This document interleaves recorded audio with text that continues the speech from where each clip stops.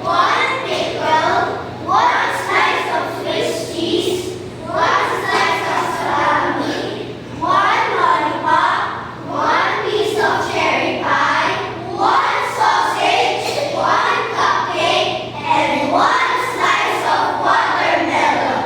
That night, he had a stomachache. The next day was Sunday again. The caterpillar ate through Macy.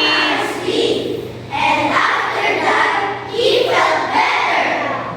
Now, He wasn't hungry anymore, and he wasn't a little caterpillar anymore.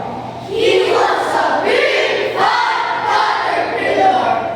He then built a small house called a cocoon around himself. He stayed inside for more than 2 weeks.